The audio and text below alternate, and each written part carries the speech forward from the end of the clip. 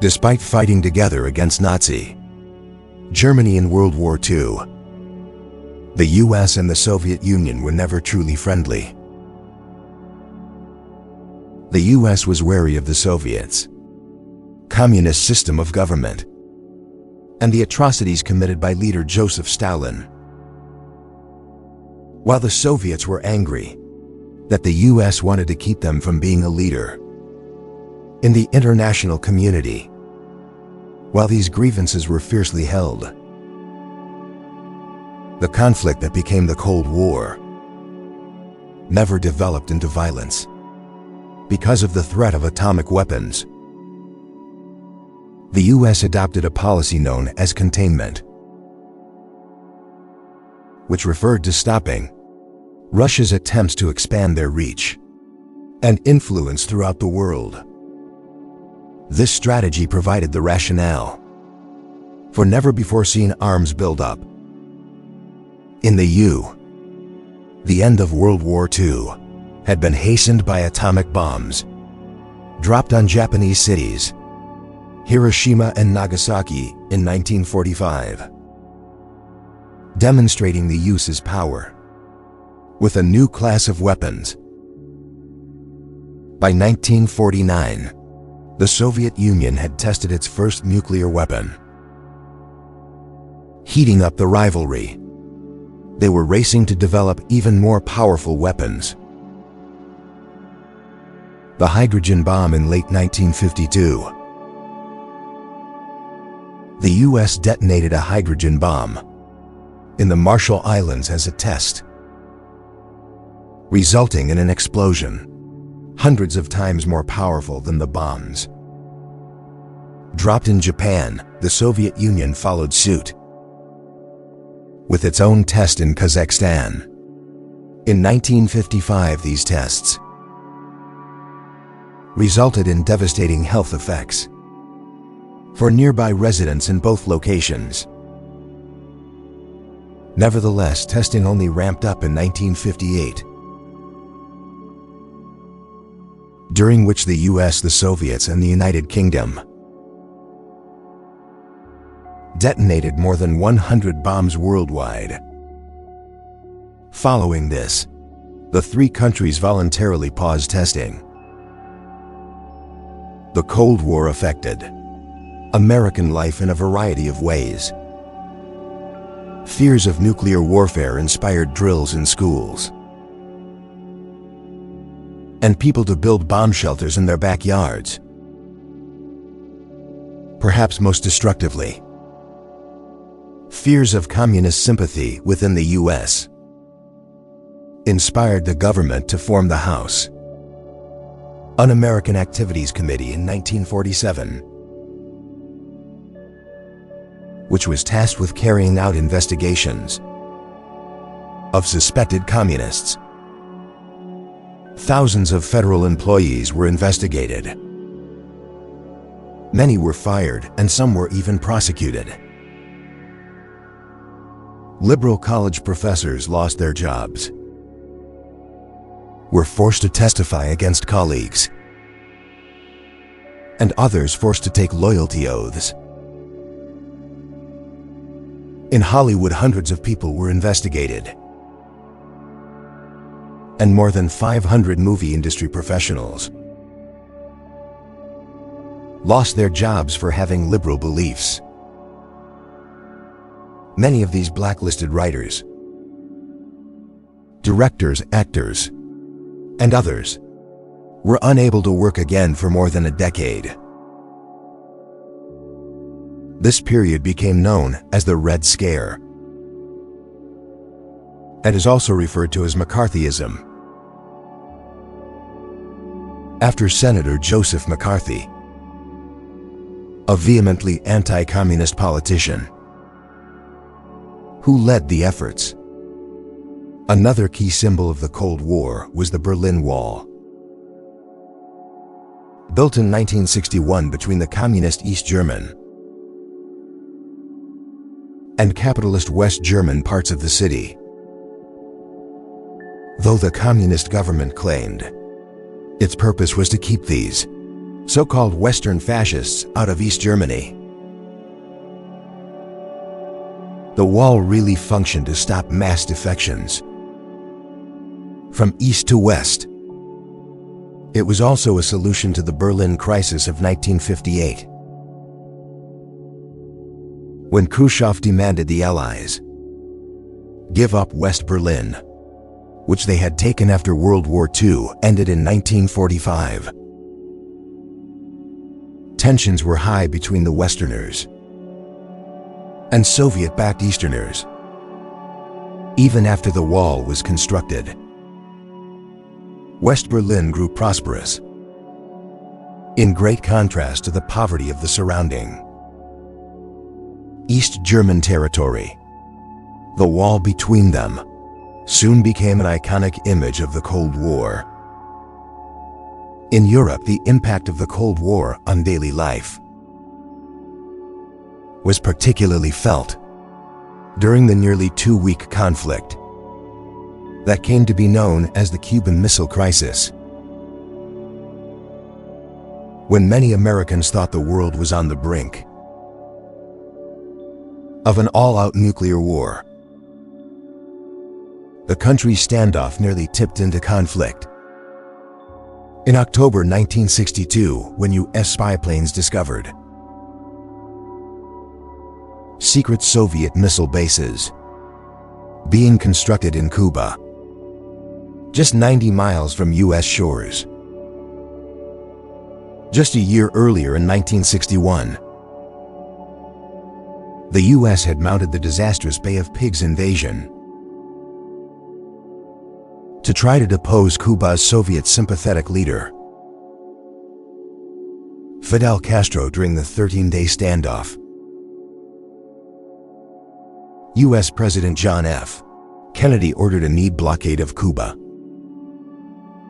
and publicly announced the U.S. was ready to use military force to neutralize the threat. But the crisis was resolved when Soviet leader Nikita Khrushchev offered to remove the missiles, in exchange for the U.S. vowing not to invade Cuba and removing missiles that it secretly placed in Turkey to target Russia. The events sobered both the USSR and the U.S. And the following year, a direct hotline was installed between Washington and Moscow to help defuse similar situations. The two countries, along with the United Kingdom, signed a treaty in 1963, agreeing to ban several types of nuclear testing. The Cold War's anti-communist agenda led the U.S. to various other conflicts abroad in its attempts to support democratic governments and oppose communist ones. In June 1950, the Soviet-backed North Korean People's Army invaded pro-Western South Korea. Many American officials feared that this was the first step in a communist campaign to take over the world, and that intervening was their duty in a fight of good versus evil. U.S. President Harry Truman sent troops to Korea, but fighting stalled and casualties mounted in a stalemate of skirmishes across the border. Nearly 5 million people died, more than half of them civilians, which is a civilian casualty rate worse than those of World War II or the later Vietnam War. About 40,000 Americans died in action, and 100,000 were wounded. After more than 2 years of negotiations, the adversary signed an armistice on July 27, 1953. Then, when the French colonial regime in Vietnam fell to communists in 1954, President Dwight D. Eisenhower called for American intervention. under the domino theory, which held that allowing a communist government to keep power in one nation would lead to communist takeovers in neighboring nations, with each falling to communism like a row of dominoes. However, what was intended as a brief military venture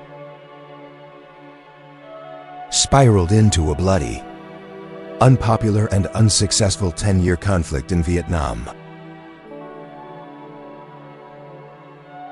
While remaining staunchly anti-communist, upon taking office in 1969, U.S. President Richard Nixon immediately tried to soften U.S. relations with the Soviets and dial back the Cold War via diplomacy. In 1972, the U.S. and the Soviet Union agreed to limit the number of nuclear missiles in their arsenals, but the conflict revved up again under President Ronald Reagan, who wanted to provide financial and military aid to those fighting communism around the world, particularly in Central America. The Cold War only came to an end with the Soviet Union is unraveling under the leadership of Mikhail Gorbachev, whose government reforms caused power to shift in the communist bloc. Communist regimes began to collapse in Eastern Europe under the waning Soviet influence, and democratic governments rose in East Germany, Poland, Hungary, and Czechoslovakia. Then West and East Germany were reunified in 1989. The Soviet Union itself collapsed in 1991, bringing the Cold War to a close.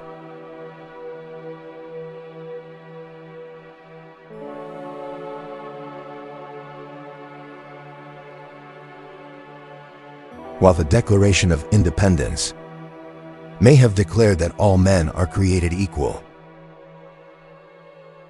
the institution of slavery and persistence of bigotry throughout American history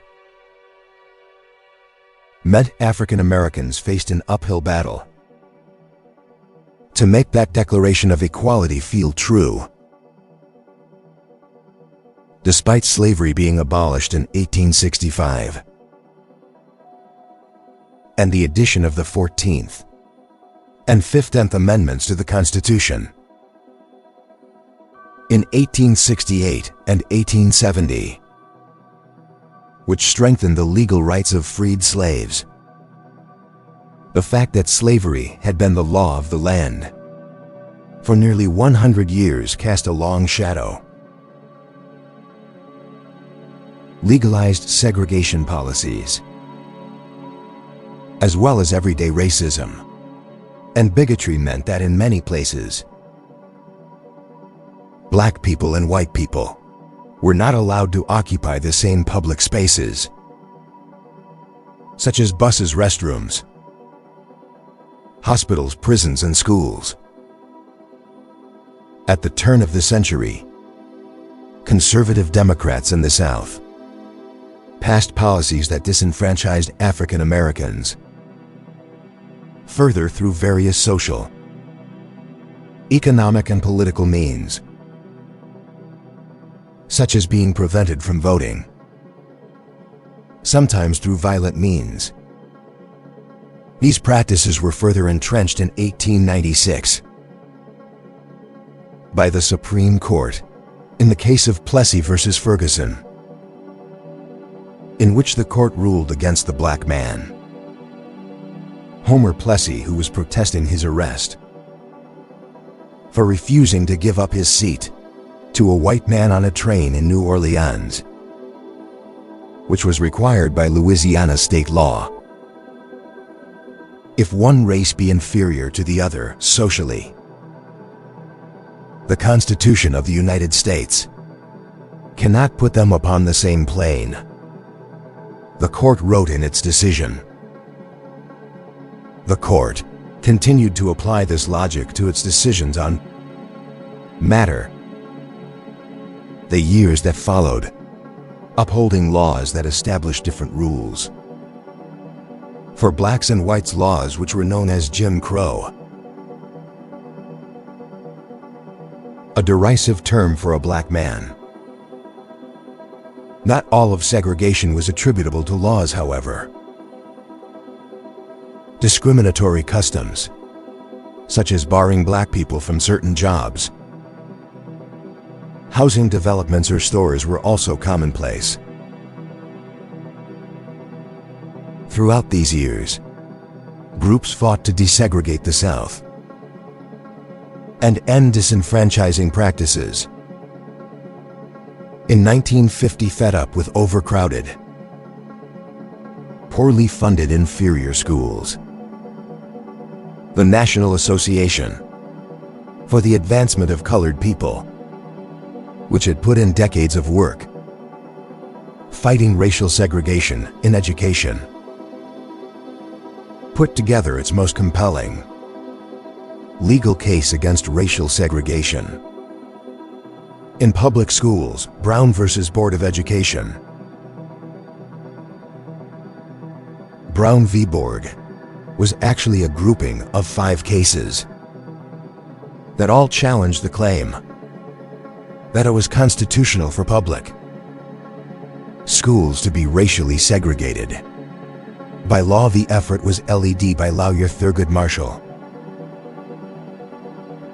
who argued that separate educational facilities were inherently unequal. In 1954, the Supreme Court ruled unanimously in agreement with Marshall, legally ending racial segregation in schools and overruling the doctrine established by Plessy. While this was a big victory for civil rights advocates, in reality, it did little to end school segregation right away. Due to resistance from racist whites who didn't want their children to go to school with black children. Meanwhile, resistance was also mounting against segregated seating on public transportation, a fight brought to prominence by the actions of Rosa Parks, an African-American seamstress and civil rights activist, in 1955, when she refused to give up her seat in the colored section of a Montgomery, Alabama bus to a white man. Parks was arrested and fined, but her actions inspired local black leaders to organize the Montgomery 3 bus boycott, led by a young Reverend Martin Luther King Jr. During the boycott, 40,000 African Americans, who made up the majority of the city bus's riders, refused to ride the buses in protest of how they were treated. Initially, their demands were simply for courtesy, the hiring of black drivers, and a first-come, first-seated policy, with the whites entering from the bus's front doors and blacks from the rear doors. As was custom, however, over the course of the protest, which lasted over a year, the goals changed to having the segregated seating policy totally abolished on June 5, 1956. A Montgomery federal court ruled that any law requiring racially segregated seating on buses violated the Constitution's 14th Amendment, and the Supreme Court upheld the lower court's decision. After the city appealed, the city's buses were integrated December 21, 1956. And the boycott ended. It had lasted more than a year and is regarded as the first large-scale demonstration against racial segregation in the U.S. civil rights advocates were obtaining victories. But the road towards equality was a difficult one. The buses may have been integrated, but the bus stops remained segregated, and the new laws were met with significant resistance and violence. In one instance, snipers shot into a bus and shattered both legs of a pregnant African-American rider in January 1957. 4 black churches, as well as the homes of several prominent black leaders in the Montgomery area, were bombed in 1956. A group of Southern senators and congressmen signed the Southern Manifesto, which declared they would resist racial integration by all lawful means. After the decision in Brown v. Board, state and local officials in a number of Southern states resisted school integration, and members of the public fought back as well. When 9 African American students attempted to attend Central High School in Little Rock, Arkansas in September 1957, Arkansas's Governor Orville Faubus ordered the state, its National Guard, to block their path on the first day of school. September 2nd, 2 days later, a belligerent mob appeared, in addition to the National Guard, again preventing the 9 students from attending class. By the end of the month, September 23rd, the 9 were being escorted by Little Rock police and attempting to enter the school through a side door, when another angry mob appeared and tried to rush into the school after them. Fearing for the students' lives, officials sent them home in response. President Dwight Eisenhower federalized the National Guard and sent U.S. Army troops to the scene to personally guard the students, who were finally able to start attending regular classes, though they still had to endure threats and harassment. Nonviolent protests against segregation, such as sit-ins at whites-only lunch counters, and the 1961 Freedom Rides, or signature methods used by civil rights activists protesting segregation in public spaces. Throughout the South, these demonstrations only increased during the presidency of John F. Kennedy, when hundreds of demonstrations erupted across the nation, drawing national and international news coverage, as well as backlash and violence. The Freedom Riders, who were interracial, members of the student activist group Congress for Racial Equality Corps,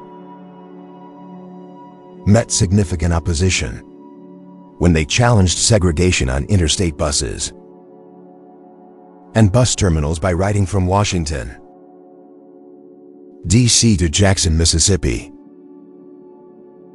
Though a federal ruling in 1946 said, already declared, that segregation in interstate transport was illegal,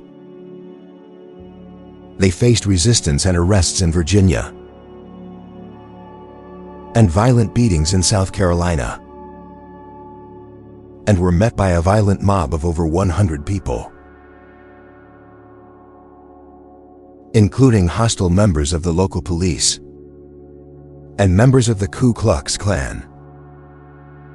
When they reached Anniston, Alabama, the violence that occurred there prompted organizers to end the ride, though efforts continued on a smaller scale.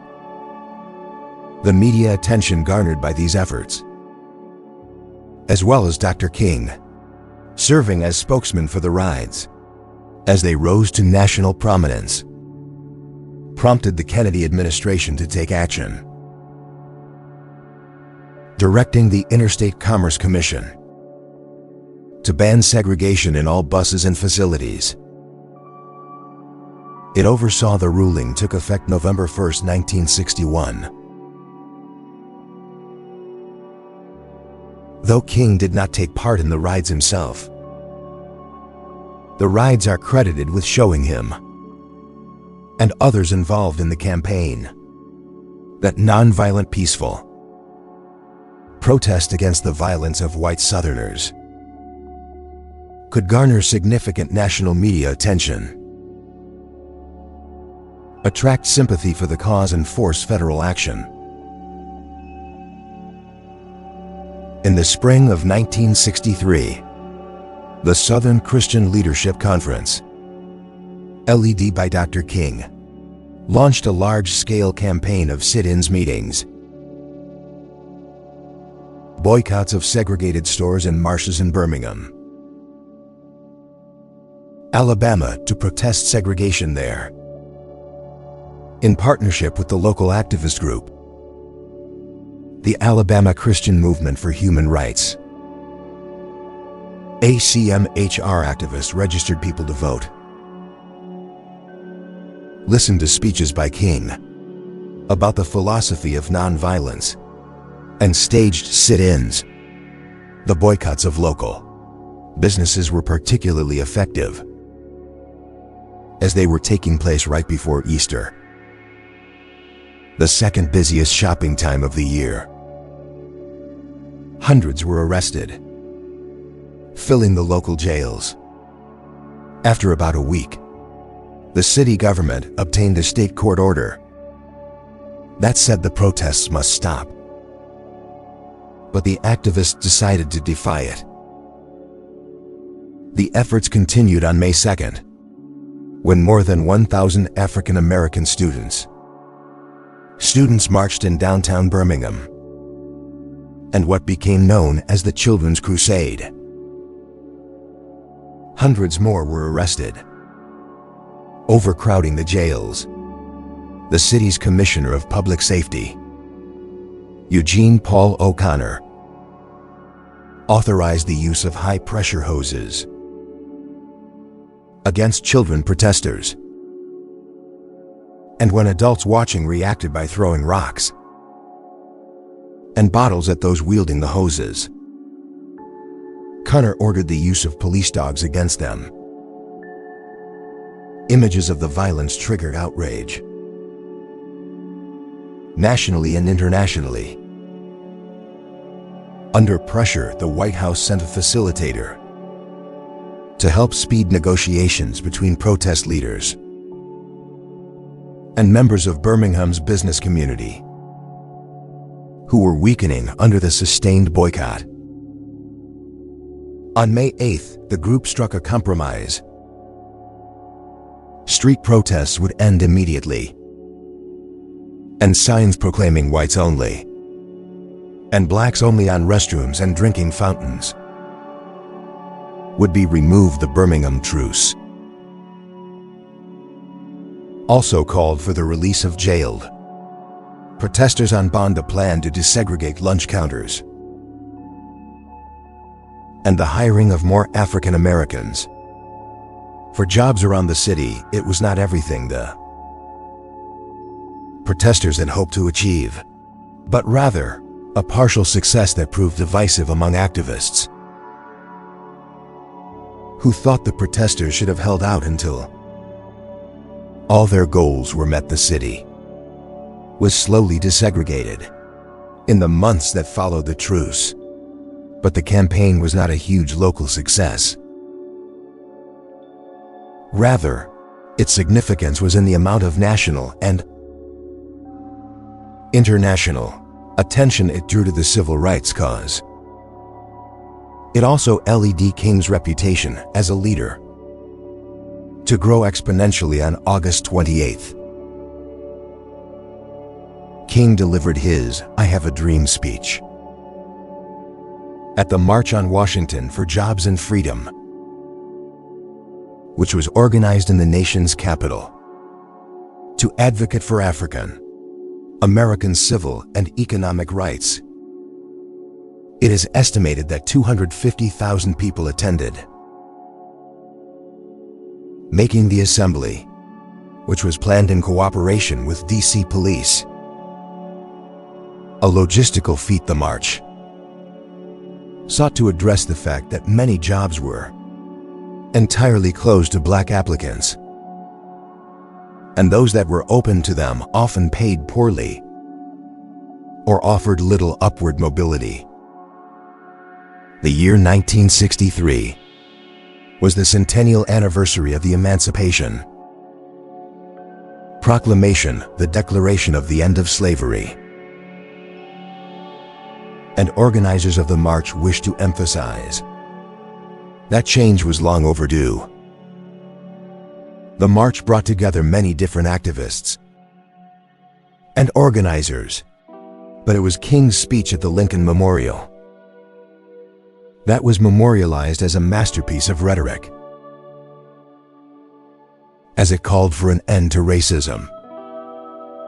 The march and the speech are credited with inspiring the federal government to act on civil rights through the Civil Rights Act of 1964, which outlawed discrimination based on race, color, religion, sex, or national origin in public accommodations, public education and employment, and the Voting Rights Act of 1965, which prohibited racial discrimination in voting. These were the two most important pieces of civil rights legislation to be passed since the Reconstruction period, and brought many of the Jim Crow policies to an end.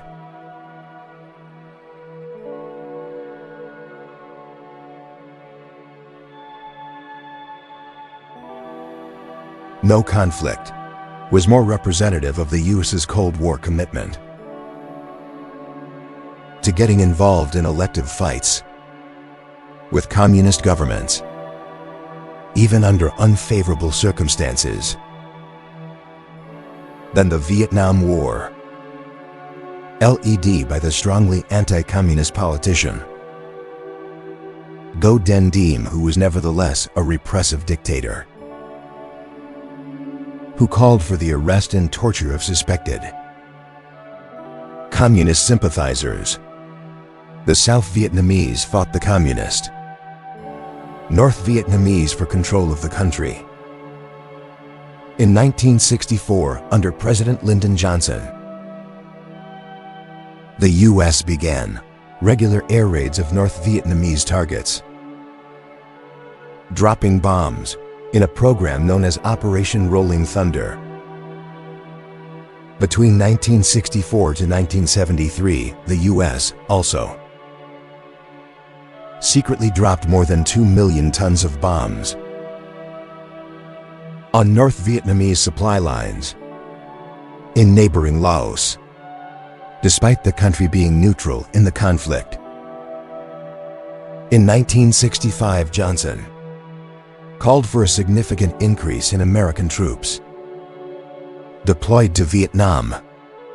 By June 1965, 82,000 combat troops were stationed in Vietnam. At the end of July, 100,000 troops were sent,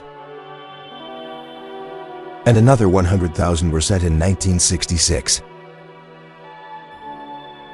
South Korea, Thailand, Australia, and New Zealand also sent troops, but in much smaller numbers. North Vietnam was aided by China and the Soviet Union. By November 1967, the number of American troops in Vietnam was approaching 500,000. But support for the unsuccessful war was waning. A strong anti-war movement in the U.S. spawned protests against the draft, the large number of civilian casualties the war was generating, and against the U.S.'s support for the corrupt Southern Vietnamese dictatorship. Many troops stationed in Vietnam were also low on morale, with many turning to drugs, initiating mutinies, and developing post-traumatic stress disorder. Between 1966 and 1973, more than 503,000 U.S. military personnel deserted, and another 500,000 dodged the draft. Nevertheless, when President Nixon took office, he announced that he believed a silent majority of Americans supported the war. Over the next few years, the death toll grew, including the more than 400 unarmed civilian U.S. troops killed in the village of My Lai. In 1968, peace talks were unsuccessful. Anti-war sentiment in the U.S. only increased. Over 250,000 people gathered to demonstrate against the war in Washington, D.C. on November 15, 1969. Nixon ended the draft in 1972, moving to an all-volunteer army. But in 1971, the leaked Pentagon Papers had revealed the results of the secret DoD study that showed Nixon's administration had escalated conflict in Vietnam, further eroding public support for the war. In January 1973, the United States and North Vietnam ended open hostilities, though conflict between North and South Vietnam continued until 1975, when the North took over the southern city of Saigon. The U.S.'s effort had failed, and the 20-year war took an enormous toll. An estimated 2 million Vietnamese were killed, while 3 million were wounded, and another 12 million became refugees. About 58,000 Americans were killed. Many anti-war Americans lost trust in their government, while others who may have been pro-war no longer felt invincible. The conflict bitterly divided the U.S., and its impacts would be felt for many years.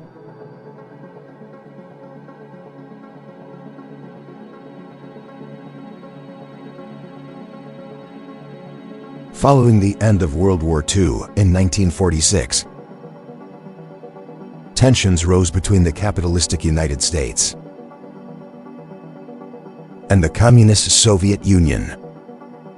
Each country wished to prove its economic system to be better than the other, and to show the world they had the key to political superiority. Both countries sought to demonstrate their technological superiority by being the first nation to put a human being into space, which at the time was an as yet undone feat that each knew was only a few years away. Both countries had developed intercontinental missiles, which provided critical electronic technology and rocketry that could boost small payloads into orbit. The competition began on August 2, 1955, when first the U.S. then the USSR announced they intended to launch artificial satellites. 2 years later, on October 4, 1957, the USSR was the first to launch its satellite, the Sputnik 1, which was the first Earth-orbiting satellite in history. They followed up with the Sputnik 2 the next month, and this time the satellite carried a dog named Laika, who became the first living organism to enter orbit. It was not until the following January 31st, 1958, that the U.S. entered the race by launching and reaching orbit with the satellite. Explorer 1 later that year. The U.S. created NASA, the National Aeronautics and Space Administration, an independent agency within the federal government that is responsible for the civil space program, aerodynamics programs, and space research.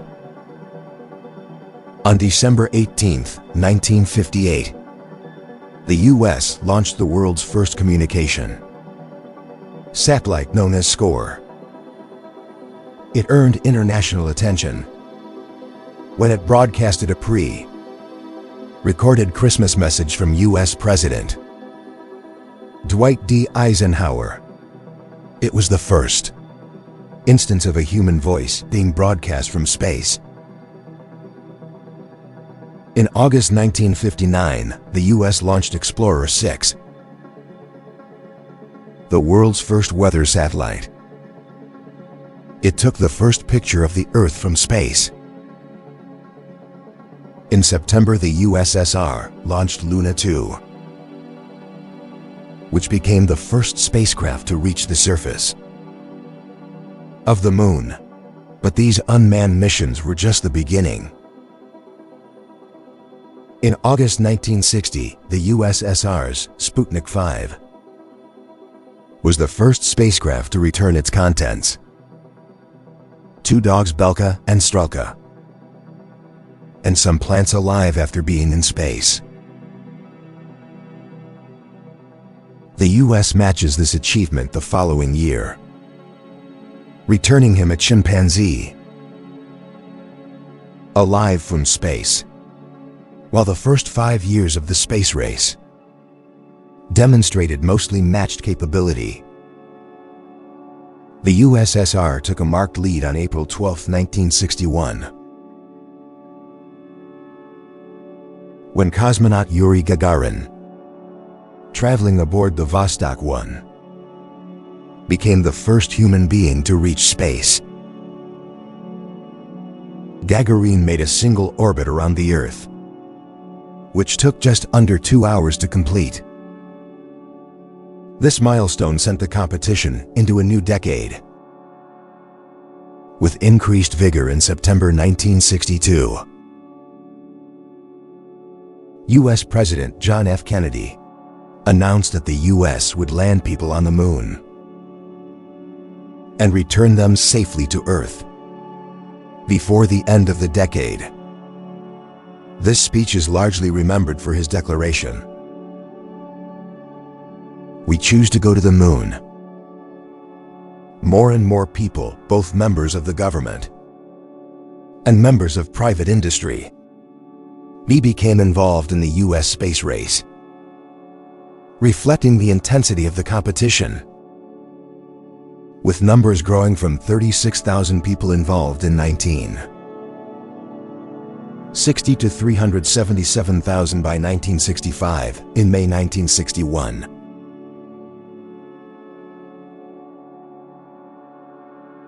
the U.S. launched Alan Shepard aboard the Mercury Redstone 3. And while Shepard became the first American to visit space, he was not able to enter orbit. The flight lasted only about 15 minutes.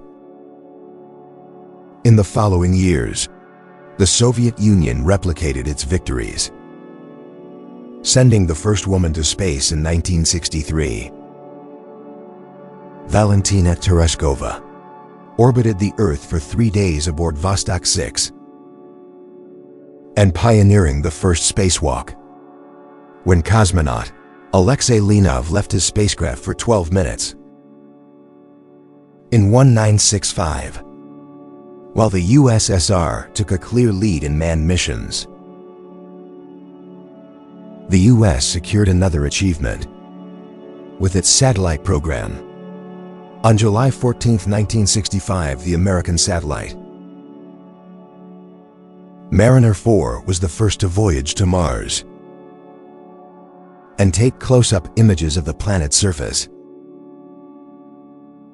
The US did not give up on manned missions. Despite tragedy in January 1967, 3 American astronauts died when a fire broke out inside their capsule while it was still on the launch pad. At the end of the following year, however, the U.S. spacecraft Apollo 8 became the first manned craft to reach the Moon, orbit it, and then return to the Earth. This victory showed the U.S. it was time to move full speed ahead on missions to the Moon the next year. In July 1969, Neil Armstrong and Buzz Aldrin became the first men to walk on the Moon. The televised landing by Apollo 11 was broadcast around the world, securing for the U.S. what people saw as victory in the space race. The Soviet Union transferred its focus to building a space station, which it completed in 1971. In 1972, the U.S. and the Soviet Union negotiated a warming of relations,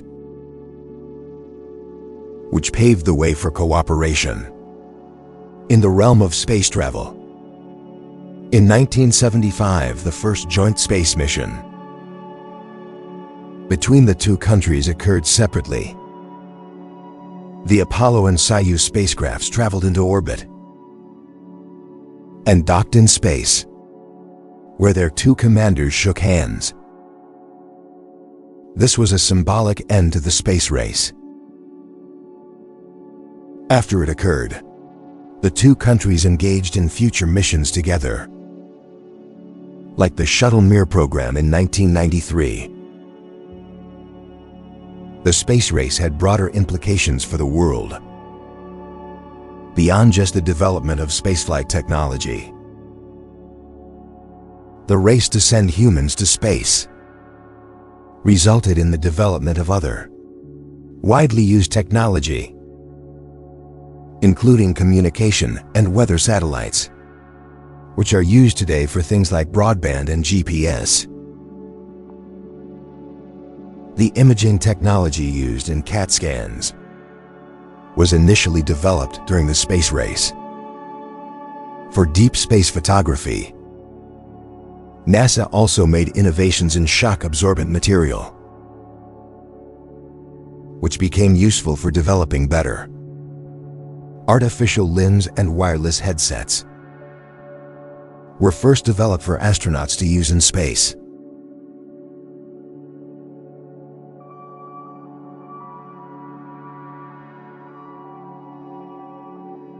In response to the catastrophes brought on by totalitarian ideologies in the 20th century, a new school of thought began in the 1970s. Known as postmodernism, postmodernism was deeply skeptical of the claim that there was any kind of universal truth, instead focusing on relative truths and morals. The postmodernist period coincided with a cultural shift that occurred as the baby boomers came of age. During the 1970s, these young people continued movements that had begun in the 1960s, demonstrating against the policies and schools of thought of the previous age. Students marched against the Vietnam War and the draft, as well as against the manufacture of napalm. Dow Chemical. Not all campus anti-war protests were peaceful. Some turned violent, including the May 1970 incident at Kent State University in Ohio, in which 13 students were shot by members of the National Guard. During this time, People also protested against discrimination, against women, racial segregation, and other issues.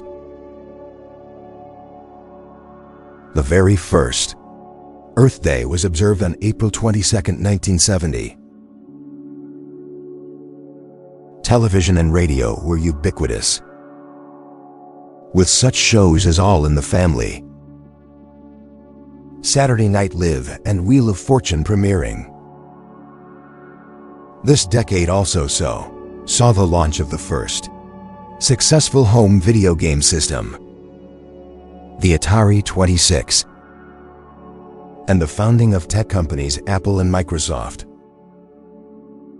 At the same time, the US was in a recession, and gas prices were skyrocketing due to the Arab oil embargo, which was inflicted on the countries who had supported Israel in the 1973 Arab-Israeli War. The US also faced political turmoil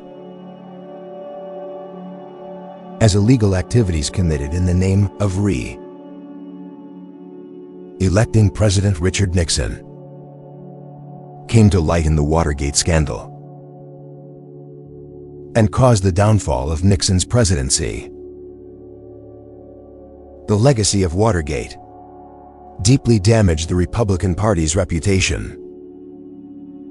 So Democrat Jimmy Carter was able to win the presidency in 1976. Carter prioritized calming conflicts around the world, signing a nuclear arms reduction treaty with the Soviet Union and giving ownership of the Panama Canal back to Panama. Most notably, he helped broker peace in the Middle East, where conflict had been ongoing since the 1948 Arab-Israeli War, but Carter's support for the Shah of Iran, who wanted to modernize and westernize Iran, soon point of contention by 1979.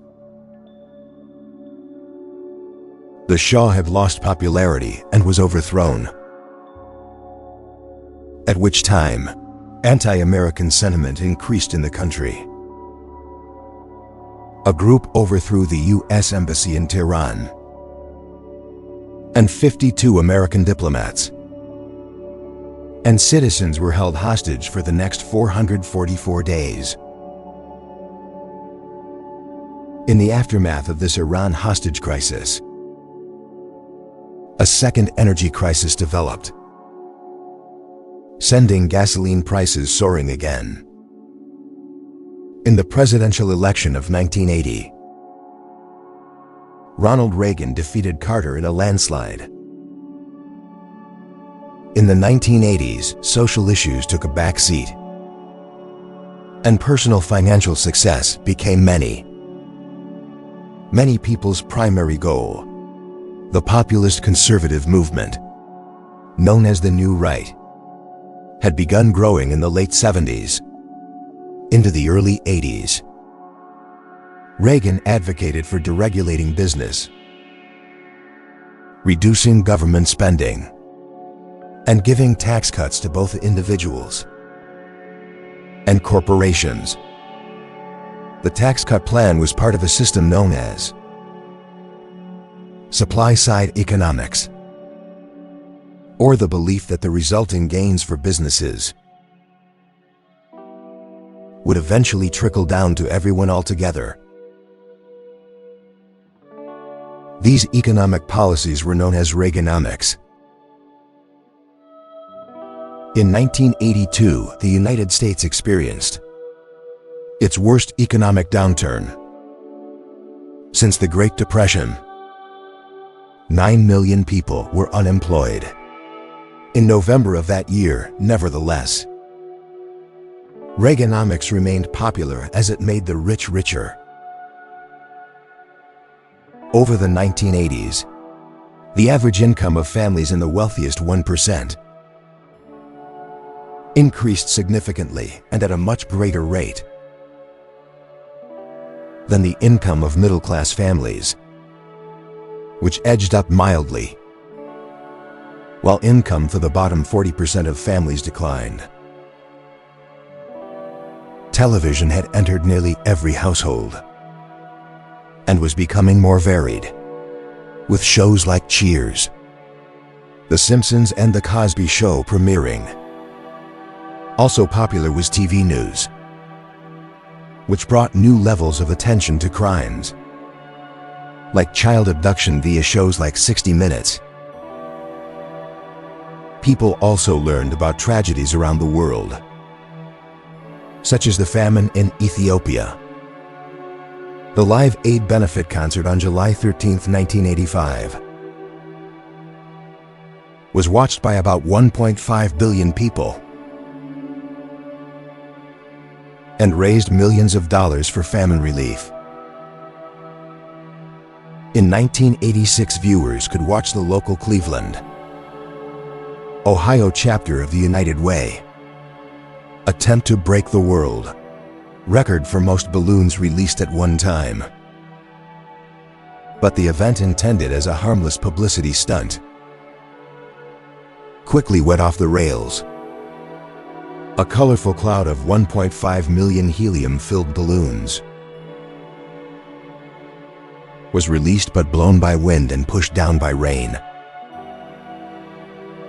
They caused an airport to shut down and impeded the Coast Guard's efforts to find two fishermen who needed help nearby. The balloons clogged waterways and caused traffic accidents, and came to be seen as a major environmental disaster.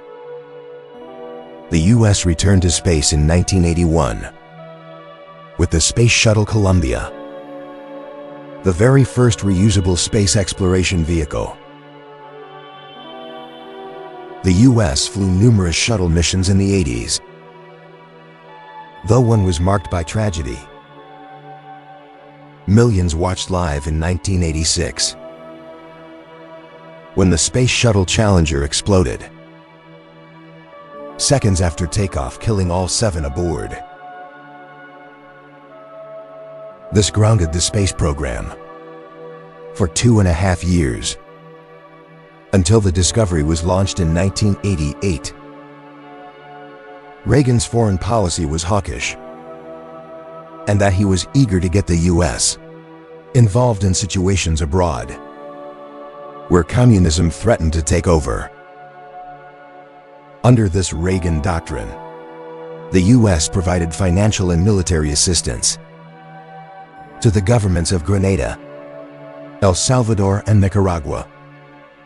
However, in 1986, it was revealed that the U.S. had sold weapons to Iran, despite the country being under an arms embargo, which was a sanction imposed in retribution for the storming of the U.S.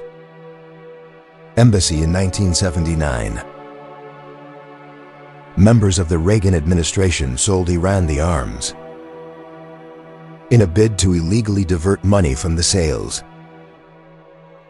to a rebel group known as the Contras, who were fighting the Socialist Sandinista government in Nicaragua. It was a scandal for the administration, and investigations into the issue were impeded because of the large number of documents that were shredded or withheld. Several administration officials were convicted of crimes related to the Iran-Contra scandal, but all were vacated or pardoned. Another Reagan administration scandal emerged later, after review of its response to the 1980s AIDS crisis. Though health officials in the U.S. had become aware of the AIDS virus in 1981, silent over the early days of the epidemic. Not until 1985, when AIDS had already affected more than 7,700 people and killed 3,500, did the government allocate funding for AIDS research. And it was not until 1987 that the federal government began raising AIDS awareness, but by then, about 47,000 Americans already were infected with HIV. The virus that causes AIDS. The issue had largely been dismissed because it was believed to only be affecting sexually active gay men.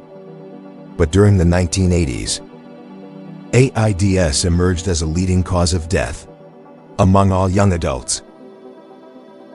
By 1990, more than 100,000 people in the US had died from AIDS. Getting much more federal attention was an epidemic of a different kind: drugs. Smokable solid chunks of crack cocaine were cheap and highly available in major US cities. In 1985, crack particularly affected low-income communities living in cities which included large numbers of African Americans. Drug dealers contributed to a significant increase in violence in these communities between 1984 and 1989. The homicide rate for young black men more than doubled. And black communities also saw an increased cases in fetal death rates, low birth weight babies, weapons arrests, and the number of children in foster care. In 1986, the U.S. Congress passed laws that made penalties for the possession or trafficking of crack cocaine 100 times more severe than for powdered cocaine, which was widely believed to be targeting low-income African Americans, who were more likely to be using cheap crack rather than the more expensive powder or other drugs, like crystal methamphetamine. This resulted in harsh social consequences, including increased police brutality against African Americans and large numbers of young black men imprisoned on drug convictions through long sentences, which then caused them to lose access to voting, housing, and employment opportunities, which in turn lead to increased violent crime in poor black communities. Though President Nixon began the so-called war on drugs in the 1970s, the federal effort to stop drug use and to prosecute users was widely expanded under President Reagan. Whereas Nixon's programs had repealed minimum sentences for marijuana possession and set up federal drug treatment programs, Reagan's approach was to increase criminalization. In 1984, Reagan signed the Comprehensive Crime Control Act, which expanded the federal penalties for possession, cultivation, or transfer of marijuana, established minimum sentences, and abolished parole for federal prisoners. From 1980 to 1984, the federal annual budget of the FBI's drug enforcement units went from $8 million to $95 million. When George H.W. Bush took over the presidency in 1989, he continued Reagan's efforts in his very first televised address as president.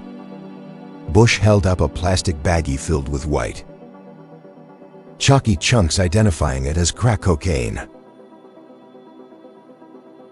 It's as innocent looking as candy, but it's turning our cities into battle zones. He said drug use was actually in decline by 1989. But Bush went on to spend $45 billion, mostly on drug-related law enforcement, which was more than the previous 4 administrations. Combined later, it was revealed that the baggie from Bush's speech, supposedly confiscated from a drug bust just days prior, just steps from the White House in Lafayette Park,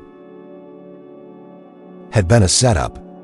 An undercover federal agent had lured a teenager drug dealer to the park before busting him, to make it seem like the drug trade was on the president's doorstep. Another major event of Bush's presidency was the Gulf War under the rule of Saddam Hussein. Iraq wanted to nationalize Kuwait and take control of its oil fields, thereby controlling a significant amount of the world's oil supply, because the US and other countries wanted to maintain access to these fields. They formed a coalition to stop the invasion. Starting January 16, 1991, an air and ground war was fought, with soldiers from the US, the UK, France, Saudi Arabia, Egypt, and Kuwait. The Iraqi army was defeated handily, retreating from Kuwait just a month later, on February 28th. The conflict's impacts were felt into the 21st century.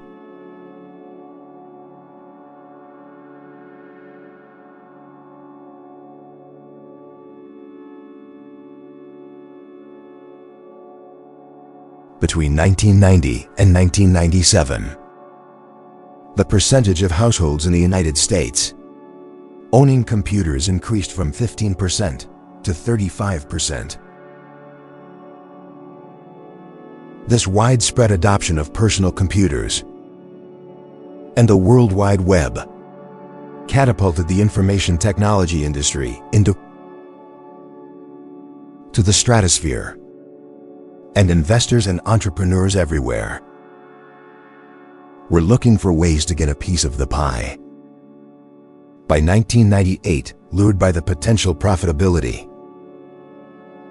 of online businesses, low interest rates, and the availability of venture capital, investors were eager to back nearly any company with a .com in its name, while ignoring traditional predictors of success. That is the ability to turn a profit, or even a business plan of any kind.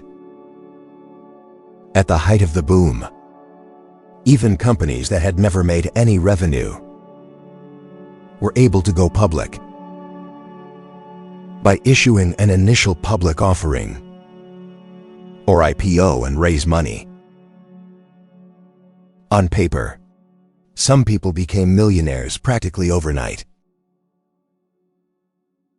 The NASDAQ Composite Index, one of the most watched stock market metrics, rose by 582% from January 1995 to March 2000. The situation was risky, however, because these companies were highly overvalued due to their lack of a plan to turn a profit. Analysts were instead focused on their ability to attract internet traffic, speculation, or the purchase of risky stocks at a low price, with the expectation that the price will rise enough to make a later profit. The .com speculation bubble was just a house of cards. When investment capital began to dry up, many of the companies that had caused so much excitement went bankrupt, and the bubble burst. Market panic resulted in massive sell-offs, and by 2002, investor losses from the .com boom were estimated at around $5 trillion. The dot-com bubble's bursting is credited with helping to trigger an 8-month economic recession starting in March 2001. However, the recession is considered one of the milder ones in the country's history. And not all of the companies of the dot-com era succumbed to bankruptcy. Some of those that survived became the juggernauts we're familiar with today, such as Microsoft, Amazon, eBay, Qualcomm, and Cisco.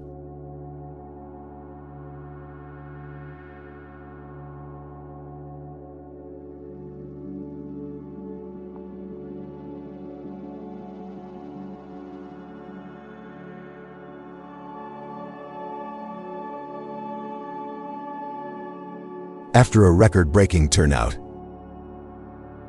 Barack Obama was the first ever African American to be voted to the office of U.S. President, winning the popular vote by more than 10 million votes and securing a vast majority of electoral votes. Obama's message was hope, and it resonated with the American people.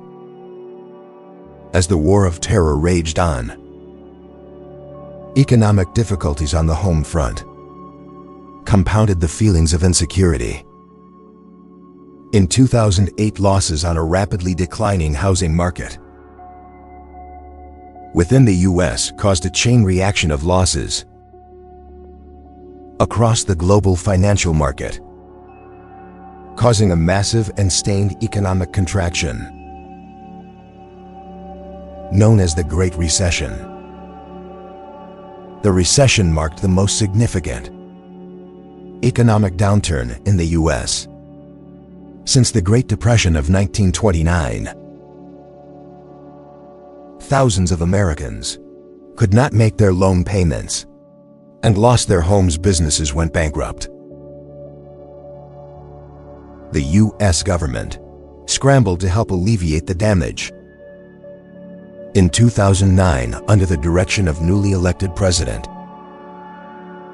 Barack Obama, the Congress passed a series of acts to alleviate the issues caused by the recession and to install reforms to ensure it could never happen again. In 2013, the Afghan military officially took over control of operations in their country, and the U.S. announced a timetable for a complete U.S. withdrawal by 2016 during the election of 2016. Republican nominee Donald Trump and Democrat Hillary Clinton faced off in one of the ugliest elections the country had ever experienced. While Clinton ran on her vast experience within the federal government, Trump's campaign was unlike any that had been run before. Trump appealed to a group of Americans who had never felt they'd been marginalized in recent years, and to people who had distrust in the government.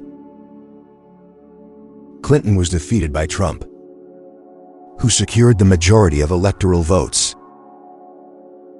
Almost immediately, suspicion of Russian and Chinese involvement in tampering with the election arose.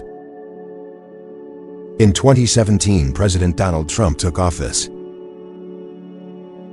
and reversed the planned withdrawal as an emerging, a terrorist organization known as the Islamic State began operating within Afghanistan. Trump authorized the use of the U.S.'s largest non-nuclear bomb in an act which coincided with his decision to continue the U.S.'s military presence on the ground after another 2 years of conflict. The U.S. and Taliban once again opened peace negotiations, and after a series of back-and-forth cancellations, an agreement was at last reached in 2020. In early 2020, a new type of virus emerged from Wuhan, China. By mid-March 2020, all 50 US states had reported at least one positive case of COVID-19. And nearly all of the new infections were caused by community spread and not by contracting the disease abroad. The COVID-19 pandemic took a heavy toll on Americans, economically, politically, and psychologically, and revealed deep divisions between Americans, views of the role of government in a crisis, particularly with regard to vaccine mandates. In 2020, the nation again faced a challenging and incendiary election. Incumbent Donald Trump, running for re-election, faced off against former Vice President Joe Biden. At the height of the pandemic, again, domestic issues of racial injustice, gun control, and appointments to the Supreme Court were the chief concerns of the race, as the ongoing health crisis further divided the parties. The psychological and physical toll of the pandemic became a centerpiece for both candidates. After a contentious election, during which the counting lasted longer than normal due to early election and mail-in ballots prompted by the COVID-19 pandemic, Biden won the presidency, winning the majority of electoral votes, as well as the popular vote. The outcome of the election was immediately contested by Trump and the Republicans, who made claims of fraud. Trump would claim repeatedly that the election was stolen, and increased distrust in the American electoral process. On January 6, 2021, as the U.S. Congress met to certify the election, large crowds of Trump supporters, led by the Proud Boys and Oath Keepers, both far-right anti-government extremist organizations with ties to white supremacist organizations, the groups conspired to take the U.S. Capitol building and force the Congress to certify the election as fraudulent and instate Trump as the rightful president. On January 6th, the mob outside of the Capitol building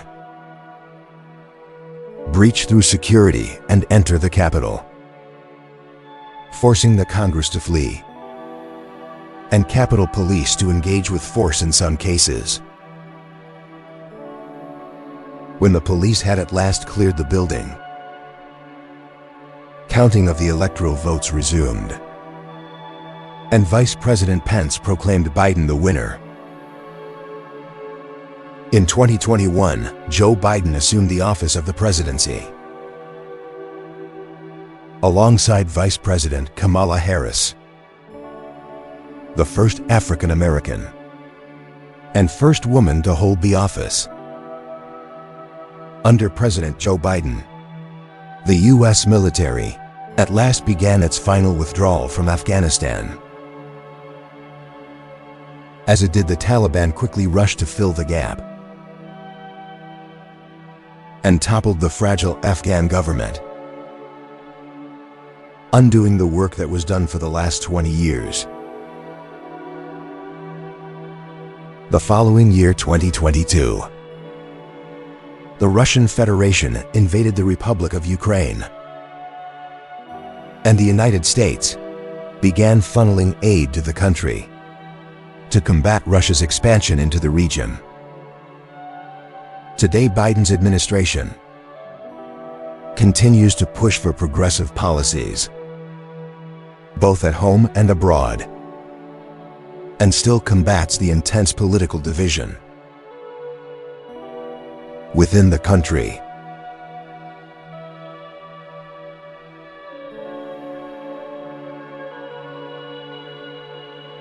As the 2024 election looms, the future of the United States seems to hang in the balance. Since the signing of the Declaration of Independence in 1776, the nation has endured substantial and often violent changes politically, socially, and economically. But this is in and of itself the defining attribute of the United States, that despite the trials and tribulations, she always emerges intact and stronger than before. The beauty of the United States and its people is their resilience and its ability to adapt and change. Today, the United States remains a world leader, to be respected and admired. Its population of more than 334 million people is one of the most diverse countries in the world. Its landscape is painted with some of the most magnificent natural features on the planet, with hundreds of recognized national and historical parks, preserves, monuments, and sites preserved by the federal government. From the humblest beginnings, the people of the United States of America have fought for what they believed was right, and continue to this day. The indomitable American spirit, which characterizes the best of Americans, has helped to bring the country to new heights in the realm of politics, science, business, and culture. And while they're far from perfect, the American people continue to strive for greatness.